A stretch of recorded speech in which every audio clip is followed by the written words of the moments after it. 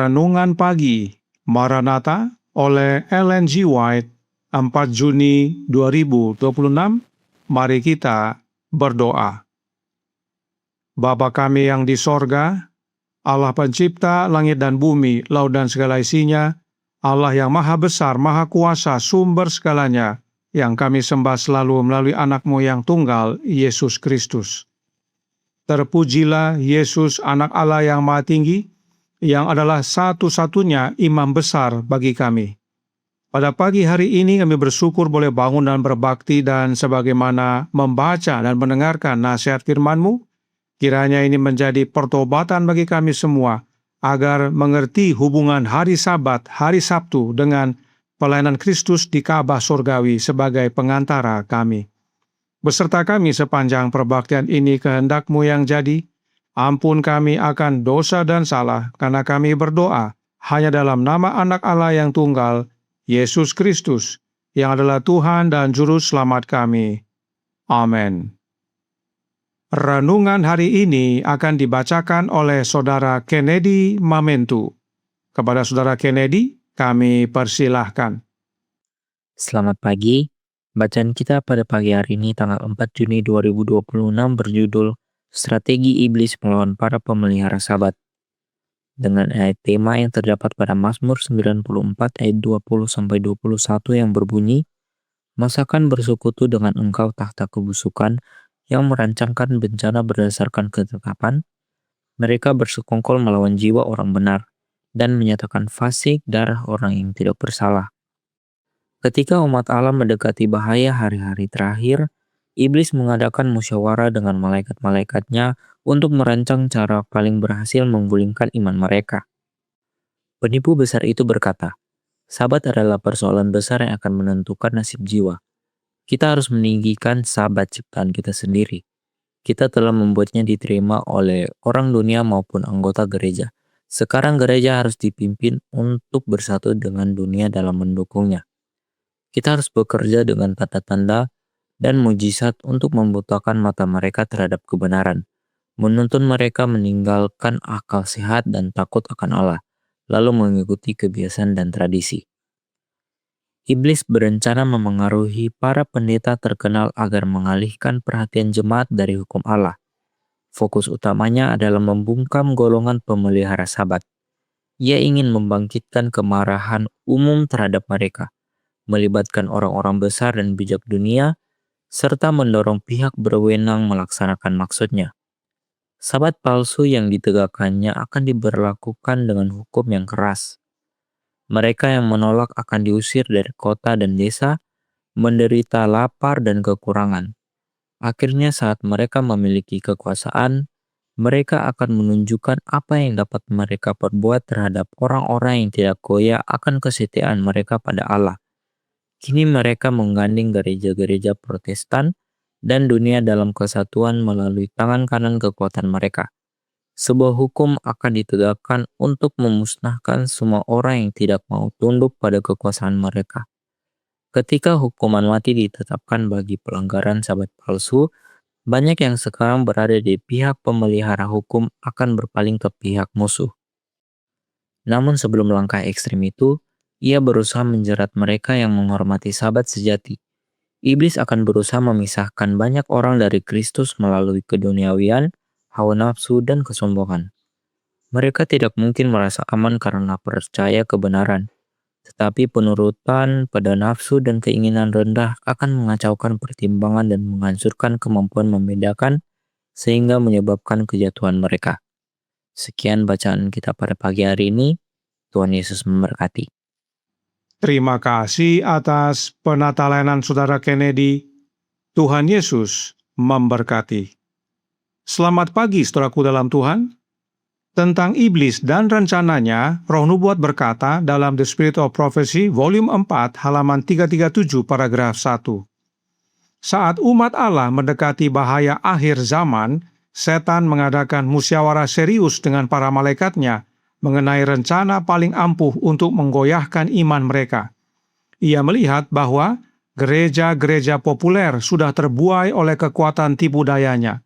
Dengan cara berpikir sesat yang menyenangkan dan keajaiban-keajaiban palsu, Ia dapat terus mengendalikan mereka.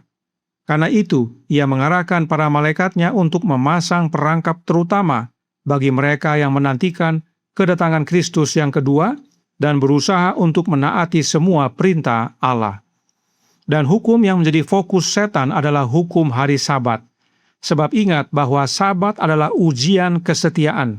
Apakah kita setia kepada Allah Bapa atau tidak? Jika kita setia kepada Allah Bapa, maka kita pasti menuruti perintah-perintahnya, yaitu hukum-hukumnya.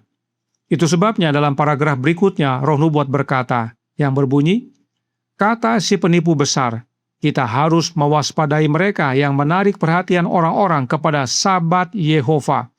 Mereka akan menuntun banyak orang untuk melihat tuntutan hukum Allah. Dan terang yang sama yang mengungkapkan Sabat yang benar juga mengungkapkan pelayanan Kristus di tempat kudus sorgawi dan menunjukkan bahwa pekerjaan terakhir untuk keselamatan manusia sedang berlangsung. Tahan pikiran orang-orang dalam kegelapan sampai pekerjaan itu selesai, dan kita akan mengamankan dunia dan gereja juga. Sabat Yehova artinya Sabat Allah Bapa, yaitu Sabat hari Sabtu. Itulah Sabat yang benar. Setan berusaha mengalihkan orang-orang dari Sabat Yehova kepada yang lain supaya orang-orang tidak mengetahui pekerjaan Yesus dalam hari pendamaian. Dan jika orang-orang tidak mengetahui pelayanan Kristus di hari pendamaian, maka saat hari pendamaian tersebut berakhir atau pintu kasihan ditutup, maka banyak yang binasa. Karenanya, ada hubungan erat antara hari Sabat, hari Sabtu, dengan pekerjaan Yesus sebagai imam besar kita di sorga. Bagaimana hubungannya? Perhatikan penjelasan berikut ini yang terdapat dalam The Spirit of Prophecy, volume 4, halaman 275, paragraf 1. Tidak seorang pun dapat mengabaikan fakta bahwa jika Ka'bah di bumi merupakan gambaran atau pola dari Ka'bah di sorga, maka hukum yang tersimpan dalam tabut perjanjian di bumi adalah salinan persis dari hukum dalam tabut perjanjian di sorga, dan bahwa penerimaan kebenaran mengenai Ka'bah di sorga melibatkan pengakuan atas tuntutan hukum Allah dan kewajiban Sabat dari hukum keempat. Jadi, saudaraku dalam Tuhan, di dalam tabut perjanjian di sorga ada 10 hukum, dan itu sebabnya dalam tabut perjanjian di dunia ada 10 hukum.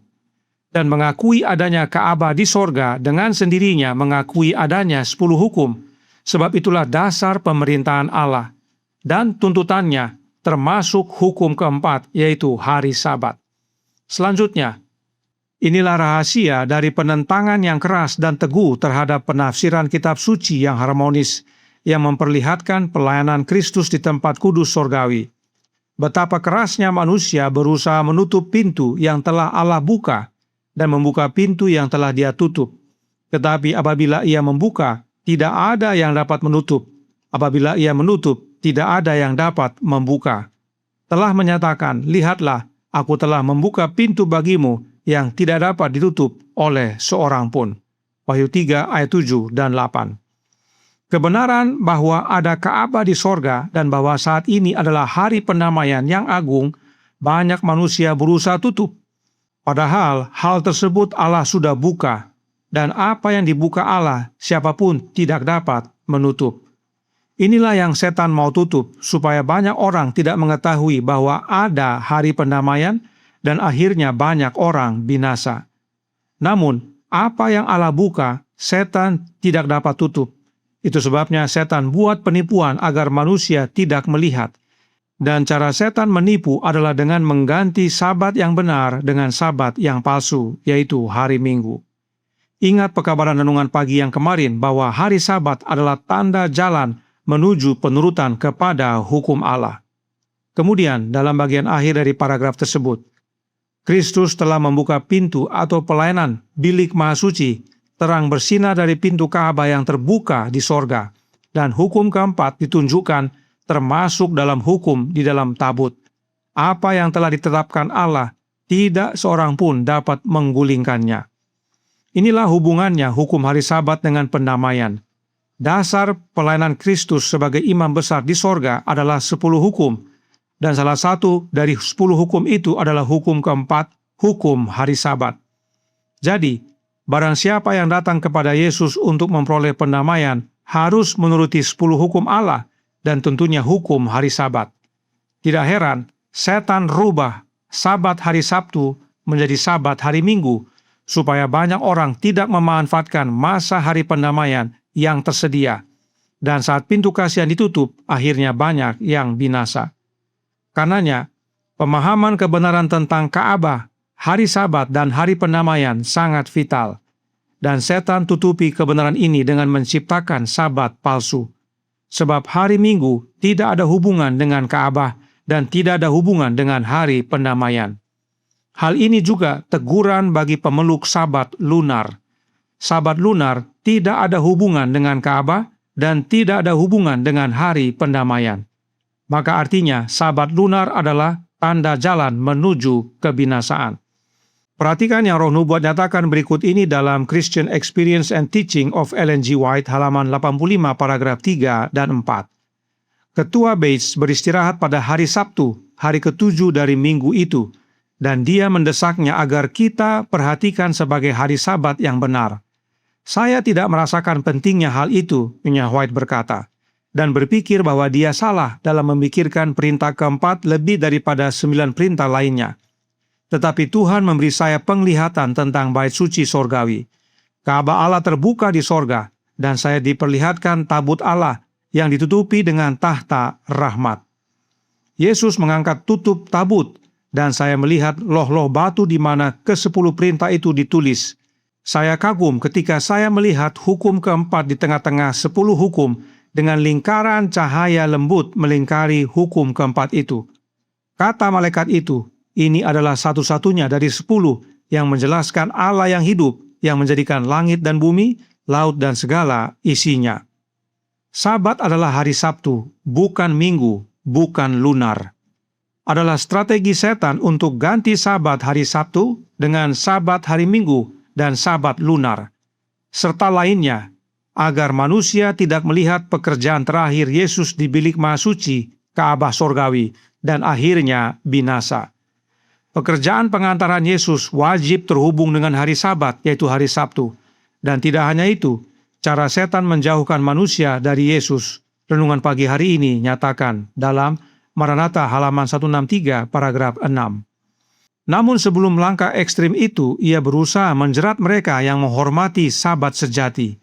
Iblis akan berusaha memisahkan banyak orang dari Kristus melalui keduniawian, hawa nafsu, dan kesombongan. Mereka mungkin merasa aman karena percaya kebenaran, tetapi penurutan pada nafsu dan keinginan rendah akan mengacaukan pertimbangan dan menghancurkan kemampuan membedakan, sehingga menyebabkan kejatuhan mereka. Segala macam cara setan buat agar manusia tidak melihat Yesus, menjauh dari Yesus, dipisahkan dari Yesus. Sebab setan tahu bahwa satu-satunya jalan kepada Bapa adalah Yesus. Satu-satunya jalan kepada keselamatan hanyalah Yesus. Satu-satunya pengantara antara manusia kepada Bapa hanyalah Yesus. Satu-satunya Tuhan atas hari Sabat adalah Yesus.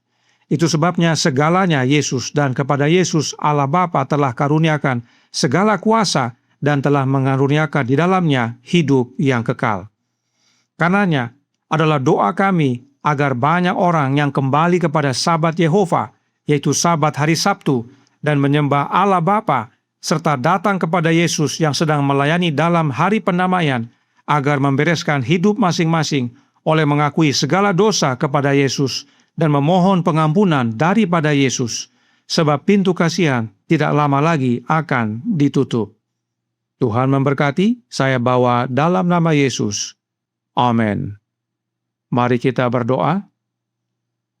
Bapa kami yang di sorga, Allah pencipta langit dan bumi, laut dan segala isinya, Allah yang maha besar, maha kuasa, sumber segalanya, yang kami sembah selalu melalui anak-Mu yang tunggal, Yesus Kristus.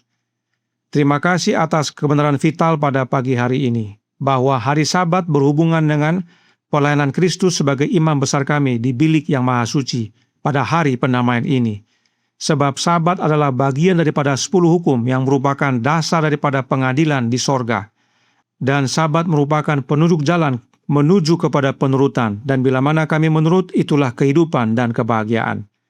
Karenanya, tolong kami ya Bapa, karuniakanlah roh anak-Mu dalam hidup ini, sebab hanya Yesuslah satu-satunya jalan kepadamu, hanya Yesuslah pengantara kami kepadamu, hanya Yesuslah keselamatan dan hidup kekal, dan hanya Yesuslah Tuhan atas hari Sabat.